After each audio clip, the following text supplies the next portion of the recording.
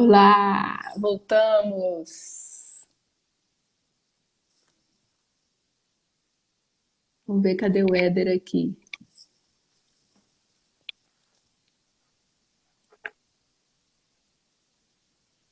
Ei, Robertinha, que bom que você tá aí.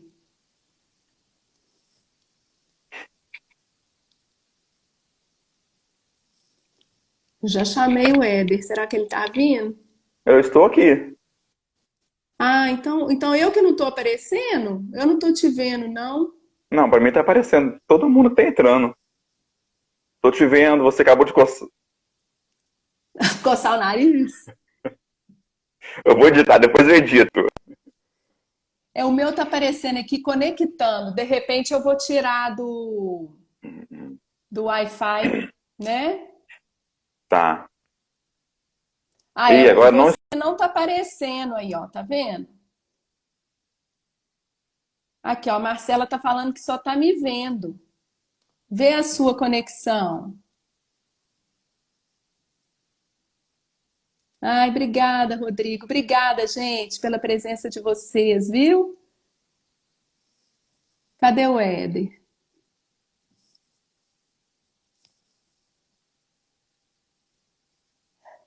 O Éder tá em modo invisível, né, Silvio? Éder, volta, pelo amor de Deus. Não me deixa que não. Ah lá, peraí. Enviar uma solicitação. Muito bem. Vamos ver se agora ele vem. Ei, Liberato, você tá aí, lindeza? Que bom. Faz uma pergunta aí, Liberato. Vai me deixar aqui doidinha. Aí, agora você voltou. É, a Carla e o Silvio sempre com as gracinhas. Não perde tempo, né, gente? É. Nós não temos que mostrar para os nossos pacientes o sorriso e tal. Eu vou até pegar meu roteirozinho aqui, mas eu acho que a gente já falou muita coisa. O que está faltando, hein, a gente falar? Nós respondemos todas as perguntas? Ah, Não, não, olha tem só, a Cris. questão da comunicação assertiva com os médicos, que eu acho que vale a pena a gente falar, e com os parceiros, né, que a gente precisa conversar, até com os próprios colegas fisioterapeutas. E eu acho que vale a pena a gente falar também da exposição gradual ao esforço. Eu acho que nós somos os melhores profissionais para dar essa escala para a pessoa. Não é só essa parte dentro do consultório, reduzir o desarranjo ou tá tratando aquela disfunção, ele está naquele tempo ali controlado. A gente também é esse guia. Eu acho que a gente é o melhor profissional que tem essa noção, né? Até onde você pode ir, como que você pode medir se o seu limite que você está fazendo está o certo. Então, eu acho que essa hora, dentro daquele engajamento, dentro daquela aliança terapêutica, a gente não pode perder essa evolução, não, viu? Sim. E aí, Ô, quando a Cris, pessoa tá. Ah, pode falar. eu queria que, assim, dentro desse pouquinho tempo ainda que nós temos, você Tá. falou na live anterior, né, de minutos atrás, sobre a alta eficácia, a Uhum. catastrofização. Você chegou até a entrar na pergunta do colega anterior. Tá. Aí você parou agora na sensibilização central. Você poderia dar continuidade na sensibilização, na hipervigilância e na cinesiofobia? Tá. Combinado. Então, a sensibilização central é aquela pessoa com dor crônica.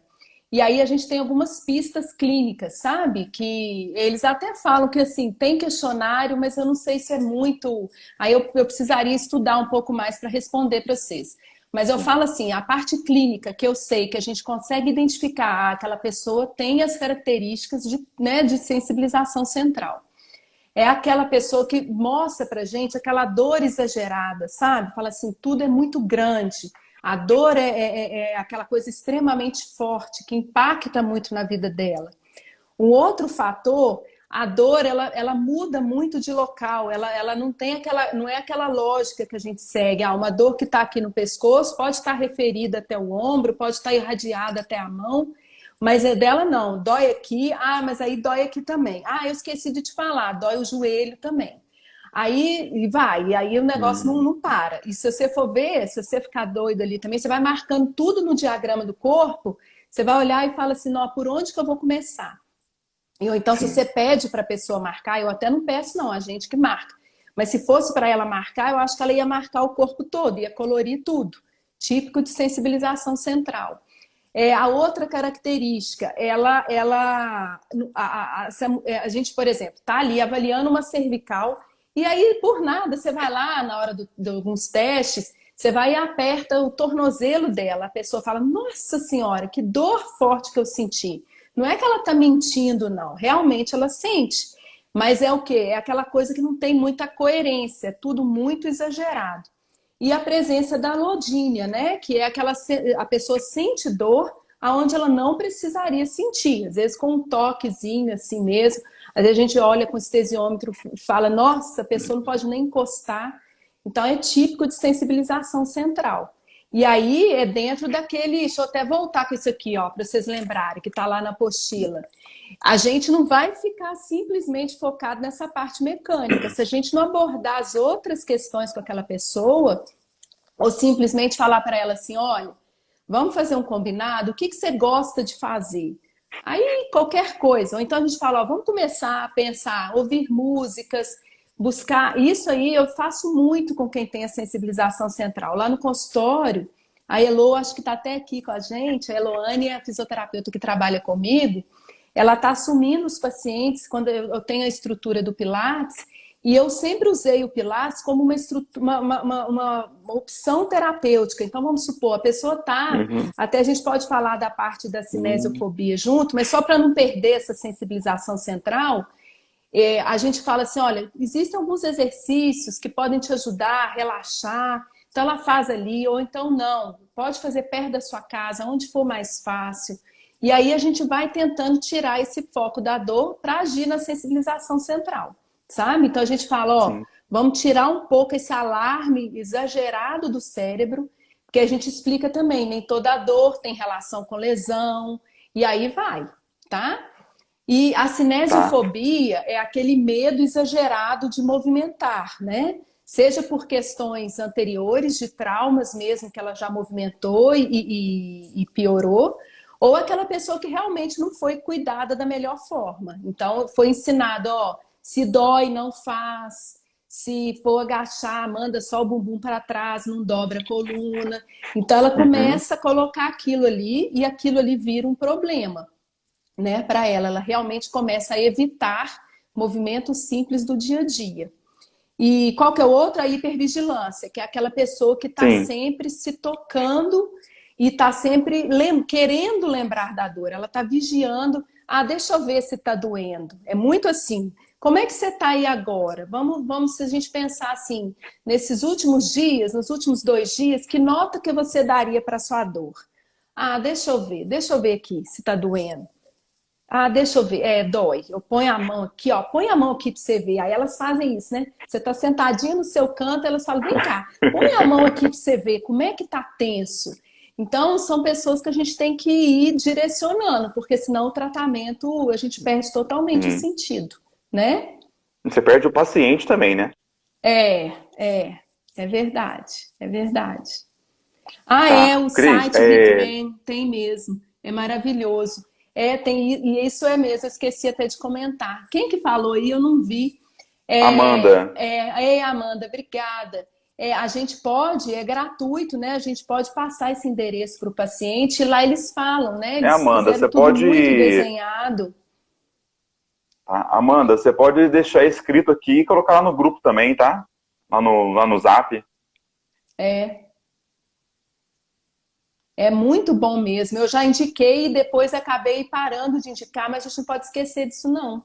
Importantíssimo, porque lá Tá. está tudo assim montado e aborda todas essas frentes. É sensibilização central, é cinesiofobia, é isso, é aquilo. E fica ótimo, é ótimo. Tá? Tá.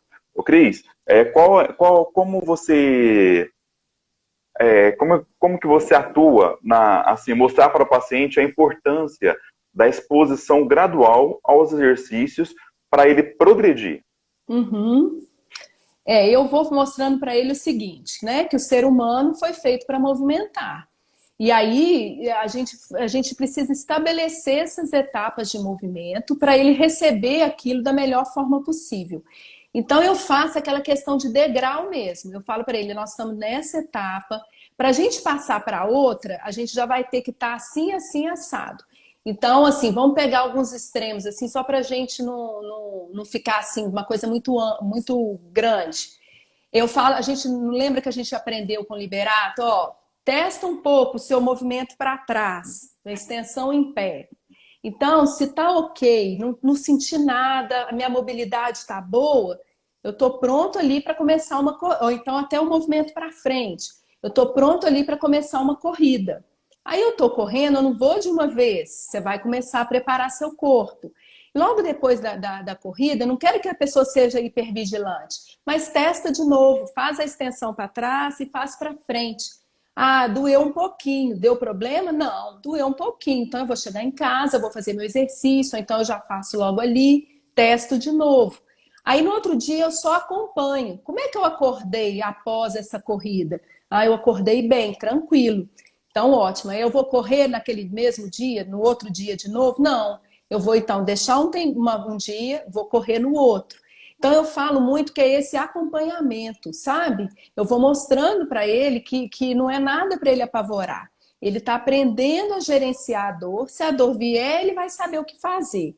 Se ela vier repetidas vezes, à medida que ele está fazendo aquela atividade, é sinal que não está muito na hora de fazer da forma que ele está fazendo. E aí a gente vai dando a sequência. Eu vou fazendo muito isso. Eu sou muito prática, sabe? Para falar com eles. Eu vou, sabe? Dentro da linguagem dele mesmo, tá? Uhum. E aí Tá. a gente Como vai... é que você... Não, pode falar. Continua. Eu Não, ia tocar um outro ponto. Tá, pode tocar então. Pode falar.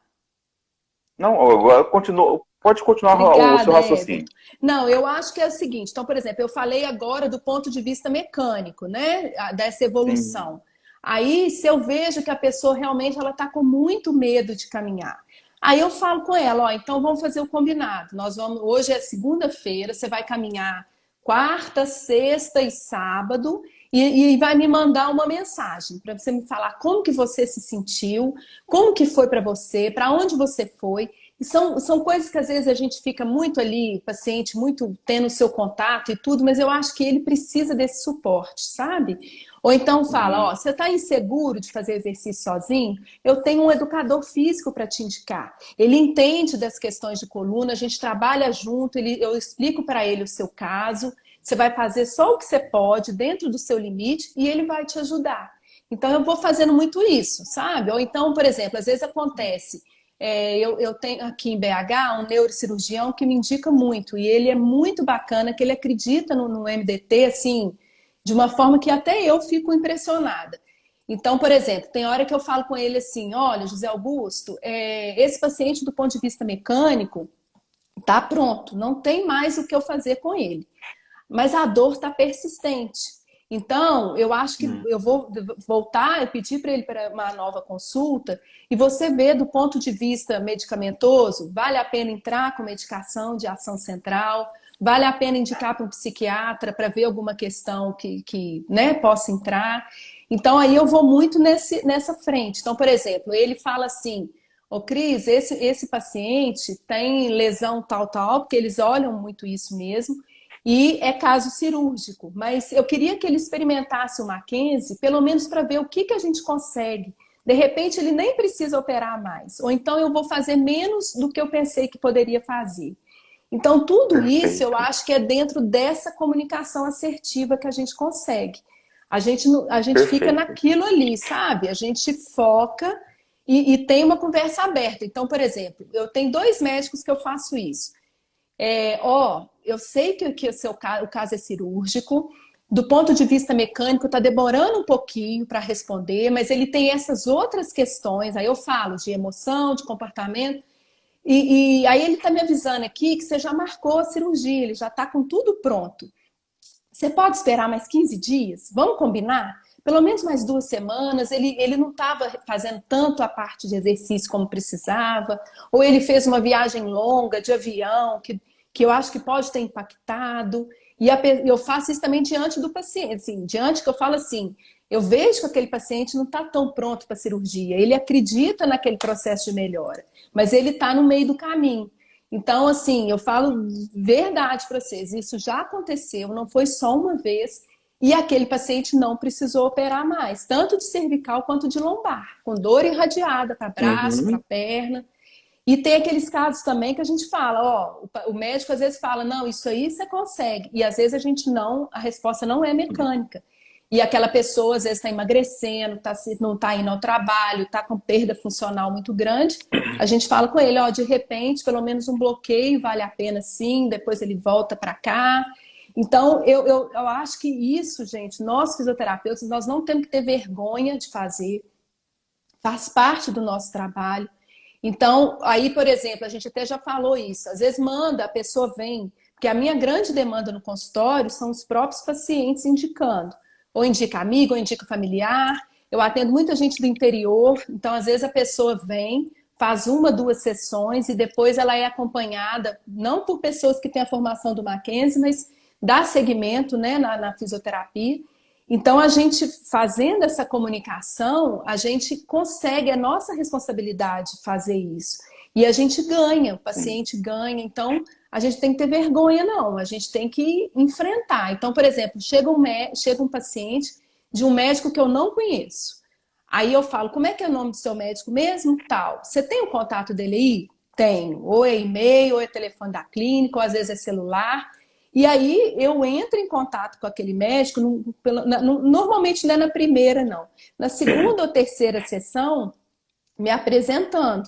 Tem hora que a pessoa nem responde, ou fala ok, ela vai melhorar, não te dá bola, mas tem hora que ele fala, ah, que bacana, e Sim. começa a te indicar também. Então eu acho que o não a gente já tem, ele já não Já me tem. conhece. Então por que que eu não posso? É para o bem daquele paciente também, sabe? Então assim, a gente mostrar, olha, existem pessoas que fazem um trabalho, que vai acompanhando, e aí eu acho que o negócio só deslancha. Então, essa educação, essa comunicação assertiva a gente precisa fazer, tá? Não pode desanimar, não. Sim. E cada um faz da Além melhor da gente, forma.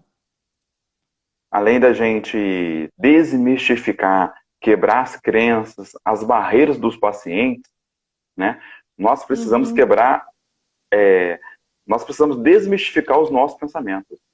exatamente. Eu faço a mesma coisa que você faz. O paciente vem Uhum, para mim. A maioria, demanda dos meus pacientes, a maioria é redes sociais ou indicação. Eu sei. pergunto para o paciente, você tem algum médico, dependendo da situação, tem algum médico que te acompanha?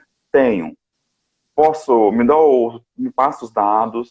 Eu vou, não, claro, como você falou, não na primeira sessão, mas eu entro em Uhum, contato com o médico. A resposta são 4 respostas. O não já temos. é, O médico pode não dar confiança para você e te ligar, tudo bem, acabou. A outra resposta, ele pode, depois eu ligo, uhum, e vai cair no esquecimento. Ou por último, ele achar que é legal a sua iniciativa de você estar ligando, entrando em contato, exatamente. você preocupado com aquele paciente. Às Uhum, vezes é um paciente crônico. Então, se o paciente já tem um médico, eu tento entrar em contato com o paciente. Se não tem, eu pergunto se eu posso indicar. uhum, Então, nós, como profissionais, fisioterapeutas, precisamos primeiro também desmistificar esses pensamentos que nós temos que o médico não vai dar muita confiança para a gente. é Lembrando que o verdade. não já temos.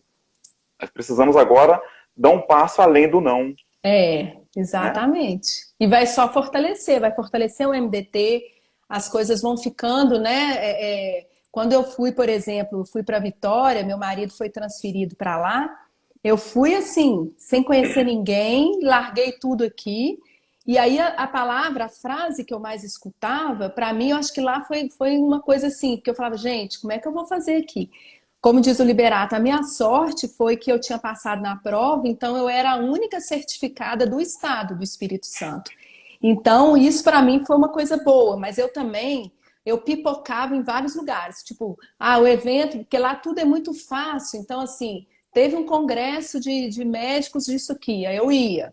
e aí eu ia me apresentando. Então, a frase que eu mais escutava, esse método Mackenzie, é igual cabeça de bacalhau. Todo mundo fala que é bom, que existe, mas será que é mesmo? E aí eles ficavam, aí eu falava assim, vamos conhecer, me indica um paciente, ou como é que é a sua demanda. Então eu atendia numa clínica muito boa lá, referência, mas eu acabava que depois, como eu fui fazendo alguns contatos, eu perdi a vergonha, assim. Eu falei, gente, eu amo o que eu faço, eu não vou ficar de dona de casa aqui.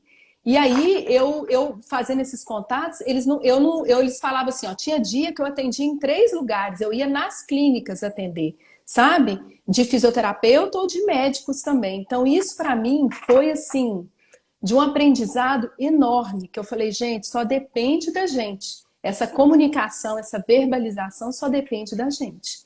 E aí foi assim, maravilhoso. E aí aqui em BH, quando eu voltei, pronto, vamos colocar em prática, né? Que bom, né? Outro ponto nós podemos adiantar, como os pacientes crônicos, como que você consegue estabelecer metas para esses pacientes? Pois é, eu começo a meta, porque meta a gente tem que explicar para ele. Meta é aquilo que a gente ela é específica, ela tem um prazo, né? E a gente tem que seguir aquilo ali. Então a gente saber exatamente o que a pessoa precisa fazer. E essas metas têm que ser realistas. A gente fala para ele, você, do jeito que você quer voltar a fazer isso? Dentro do que eu te conheci aqui, eu acho difícil. Talvez a gente vai ter que adaptar para uma outra atividade. Então, estabelecendo essa coisa dentro da realidade dele, eu vejo lá o que é mais impactante para ele. A minha meta é a dor. Eu preciso ficar livre dessa dor. A minha meta é a capacidade funcional ou a mobilidade, voltar para fazer uma atividade física. E aí eu vou pegando essa parte com eles e muito, a dor, mais uma vez eu falo, eu não fico na dor.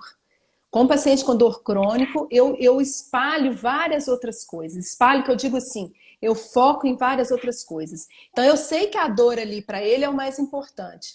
Mas aí eu falo, vamos pegar dentro dessa capacidade funcional coisas, por exemplo, você fala para mim que final de semana seus netos vão para sua casa e você quer fazer um almoço para eles, mostrar para o seu filho que você está ali envolvida, não consegue ficar mais do que 1 hora de pé cozinhando.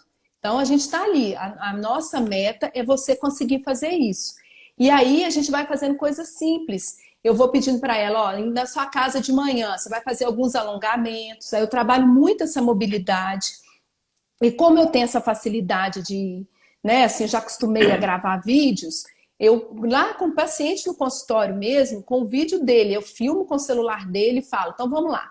Então a sua rotina para preparar, para você ficar de pé fazendo um almoço por 1 hora, além da parte de redução de desarranjo, que eu estou contando que aquilo ali já está sendo feito. Eu vou dar o a mais para ele. É a confiança de ficar em pé sem sentir dor. Aí faz exercícios de pé, faz subir e descer degraus. E aí a gente vai fazendo, sabe? E é muito dentro disso. E tirando qualquer bloqueio. Mostrando o site do Retrain, do PEN lá, fazendo várias coisas que a gente vê que vai somar para ele, tá? Uhum. Eu acho que você já citou lá na outra live, você usa algum questionário para comparar o paciente antes e depois? Uso. Eu tenho esse IAD que eu já mostrei o IAD. Os questionários que eu uso são o seguinte. Por exemplo, o catastrófico tem a escala de pensamento catastrófico, tá? Que é, por exemplo, ele mede aqui, dando de mínima a muito intensa. Então, por exemplo, o pensamento de não poder mais estar com alguém então, ou seja, devido à minha dor, eu não consigo fazer mais nada. O sentimento de não conseguir tirar a dor do pensamento o sentimento é mínimo, ele é moderado, ele é muito intenso, tá? Então, eu estou pensando nesse termo dentro do modelo, né, biopsicossocial. Porque dentro de parte de mecânica, eu uso o start back, aí a gente vai usando mas eu acho que a própria metodologia do Mackenzie a gente já consegue ver ali. E para cinesiofobia, a gente tem a escala tampa de cinesiofobia, Então, por sim, exemplo, ele fala assim: a atitude mais segura que posso tomar para prevenir a piora da minha dor é. Então, por exemplo, aí aqui a gente pode colocar uma atitude, e aí ele vai falar: eu discordo totalmente disso ou eu concordo totalmente. Minha dor provavelmente seria aliviada se eu fizesse exercício. Então, aquele uhum, cinesiofóbico vai falar: discordo totalmente, a minha dor vai piorar se eu fizer exercício. Então, esses são os principais que eu uso, mas, sinceramente, eu uso muito o IAD, que é o de percepção, de enfrentamento, e a partir daquele ali, que ele é muito dinâmico, poucas perguntas, são 13, eu já consigo trabalhar. Então, às vezes, por exemplo, sim, a primeira etapa do Mackenzie, a gente já estabeleceu que o exercício é aquele, é de tanto em tanto tempo, redução do desarranjo já está acontecendo. Aí ele já começa com uma outra dor. Ah, não, agora tá doendo outra coisa, que você vê que não tem relação.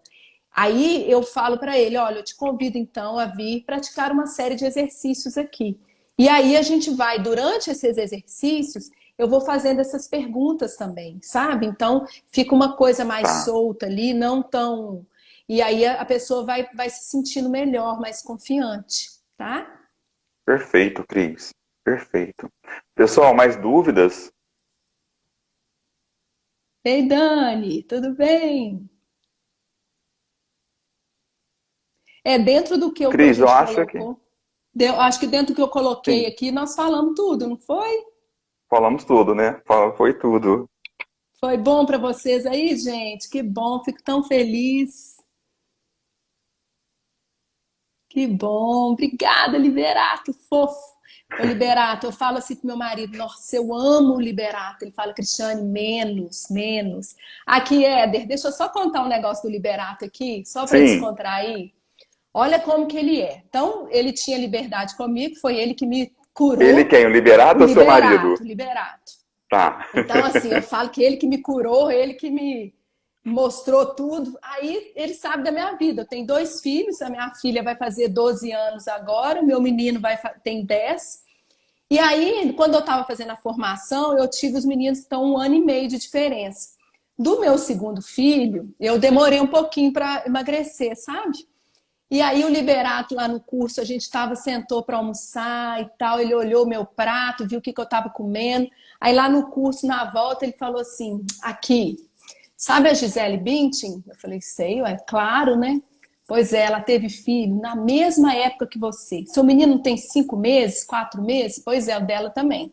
Olha como você tá e olha ela. Acabou comigo. Tipo assim, minha filha, você vai ficar gordinha, não. Cai na real aí. Você já teve um, né? Aí sabe aquela coisa assim? Falei: nó! E foi mais uma vez aquela cacetada que você fala assim: não, cria vergonha, vai cuidar de você também, né? E aí foi ótimo. Então, assim, a gente ama ele de paixão mesmo, temos que agradecer essa live também em sua Isso homenagem, aí. né? Gente, muito Isso obrigada mesmo. pela participação de todos, tá? Nós salvamos a live. O meu apareceu assim, ó, Éder, levar para o Sim, IGTV. Aí eu pus que sim, tá? Não deu salvar stories, não. Deu mandar para o IGTV quando tá. eu dei ali, tá? Aí eu vou fazer de Tá novo. bom. Viu? Tá bom. Ah, o Pessoal, Rodrigo tá muito falando aqui, ó, que obrigado. legal, que eu falei que um dos Sim. meus objetivos na live era empoderar os fisioterapeutas, e que aí que eu Ah, consegui. tá. Ah, que bom, fico feliz, viu, gente? Um beijo grande no coração Pessoal, de vocês. Cris, muito Oh, obrigado de novo, tá? Feliz mesmo pela sua participação, não só eu, como todo mundo. tá bom. Obrigadíssimo. Pessoal, muito obrigado por vocês estarem participando, estar contribuindo com as suas perguntas. Lembrando que amanhã temos mais, tá? Amanhã vai ser o Paulo Lessa. Vocês podem entrar no Instagram dele, acompanhar. Vai ser pelo o tema efetividade na dor lombar, se eu não me engano. Tá Uhum. bom? Vai ser um tema excelente também, como tem sido todos esses dias. E amanhã será o penúltimo dia dessa primeira série. Contamos com todos vocês lá, tá bom, pessoal? Feliz Combinado, demais pela estaremos lá. participação de todo mundo. Tchau, tchau, Cris. Beijo Boa grande, noite, pessoal. gente. Um beijo. Tchau.